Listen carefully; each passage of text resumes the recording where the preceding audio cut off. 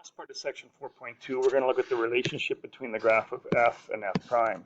Quite often in AP Calculus, they'll give us the graph of the derivative of the function, and they'll ask us information about the function based on the graph of the derivative.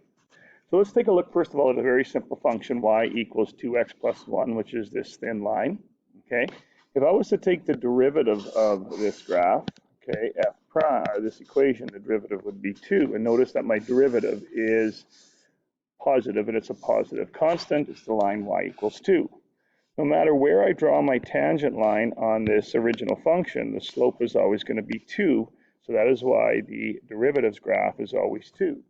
So the derivative graph represents all the values of the slopes of the tangent lines at the corresponding x coordinates. For example, when x is 1, the slope of the tangent line is 2. So on the derivative, when x is 1, y is 2. Okay, in our next example, we have a parabola x squared minus 2x minus 3, which you can see is right here. And now if I was to graph or take the derivative, I would get the derivative 2x minus 2, which is a linear function, and that's our line here. Now let's look and see if we can see some relationships between the derivatives on the function and the graph of the derivative. Notice here, the slopes of the graph on the tangent line, are negative. And in this region, my derivative is below the x-axis. At 1, I have a horizontal tangent line, so the slope is 0. And notice on the derivative, at 1, the value of the derivative is 0. And on the right-hand side, my slopes are positive.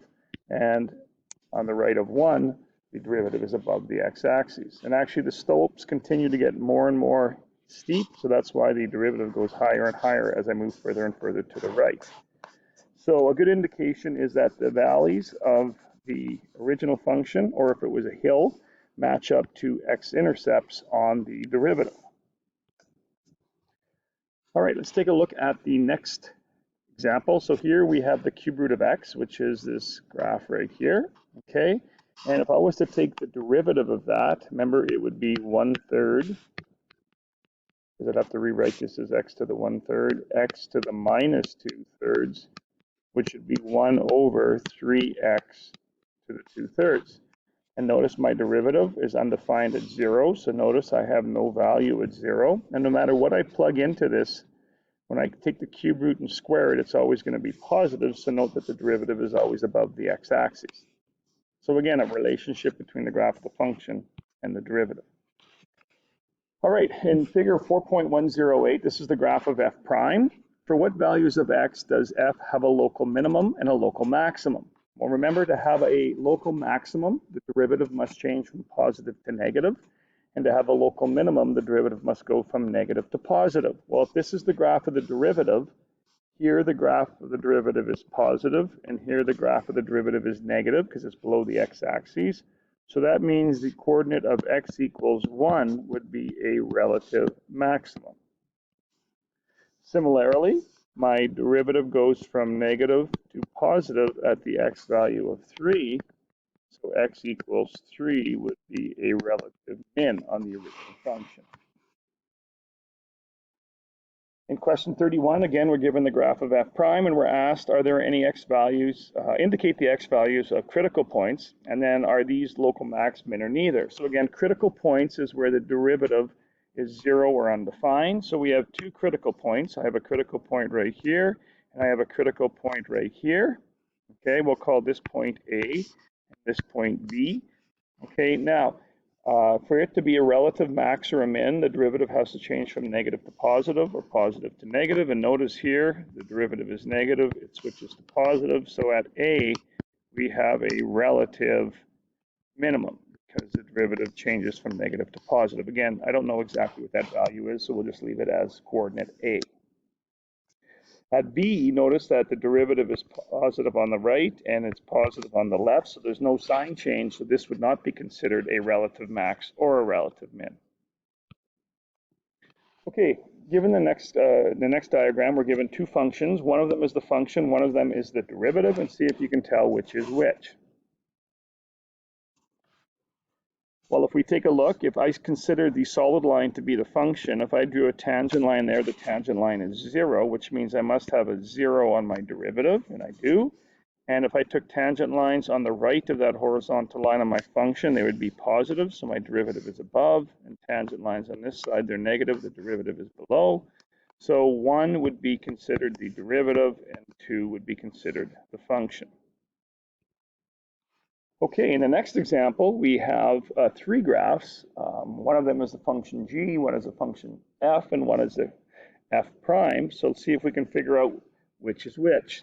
Okay, well, you notice I have a horizontal tangent right here, and I have a slope of 0, and I also have a slope of 0 right here. Okay, now if this is a slope of 0 on the function, it would have to be a 0 on the x-intercept, and they both match up, both horizontals match up, but this is, let's say that this is the function here. This would be considered a minimum, so my derivative would have to go from negative to positive. And notice that this dotted line does go from negative to positive at that point. So this would have to be the function, this would have to be the derivative, and this would be the one that is on its own. Okay, let's take a look at example number 7 here. This is right out of our textbook, and it says, shown at the right is a graph of f prime on the interval 0 to 6. Answer the following questions. And I'm going to add to all the answers is to justify your reasoning, because in AP Calc, we're going to have to do a lot of justifying. So question A says, on what open intervals is the function increasing? Well, remember, our function is going to be increasing when the derivative is positive. And my derivative is positive when it's above the x-axis, because this is the graph of f prime. So therefore, from 0 to 1, and from 5 to 6, and the reason is that is where f prime is greater than 0. Okay, so for part B, it says on what intervals is the function decreasing? Well, that's going to be where the derivative is below the x-axis, and since this is the graph of the derivative, it would be from 1 to 5, and the rationale is that is where f prime is less than 0. So question C, at what x value is there a relative maximum? Well, again, to have a relative maximum, the derivative must change from positive to negative. So it goes from above the x-axis to below the x-axis at x equals 1. So we would say x equals 1 because f prime changes from positive to negative at x equals 1. D, at what x value is there a relative minimum? Well, again, that would mean the graph has to be going from negative to positive. And if we look at that, we can see that at x equals 5, because f prime changes from negative to positive. Now, the last example says at what x value on the interval 1 to 5 does f of x reach its maximum and minimum value? Okay, so let's take a look and get rid of this. Okay, so if we take a look at part E, okay, notice they're saying on the interval just from 1 to 5. So from 1 to 5, where does the function have a maximum and a minimum value? Don't be confused by these hills and valleys. Remember, this is the graph of f prime. And because the derivative is entirely below the x-axis from 1 to 5, that means that my function is always decreasing from 1 to 5. So therefore, it's going to have the absolute max at the very beginning when x is equal to 1, and it's going to have an absolute min at the very end of the interval at x equals 5, because since f prime is negative throughout that region, the graph of the function is always going downhill. So that one's a little bit abstract, but you have to stop and think about that one a little bit to make sense of answer to E. Okay, this is an example from one of the AP exam questions. It's a multiple choice question. It says the graph of f prime, the derivative of f is shown. Which of the following statements is true? So again, this is f prime. And it says f is decreasing from negative 1 to 1. Well, no, f prime is decreasing from negative 1 to 1, so that's not true. F is increasing from negative 2 to 0. Well, if f prime is positive from negative 2 to 0, this is a true statement. Again, we can show the other ones are false. F is increasing from 1 to 2. No, f prime is increasing from 1 to 2. F has a local min at x equals 0. No. It has a local max, but x equals 0 because it's going from positive to negative. And f is not differentiable at negative 1 and 1. No, f prime is not differentiable at negative 1 and 1 because, again, this is the graph of f prime.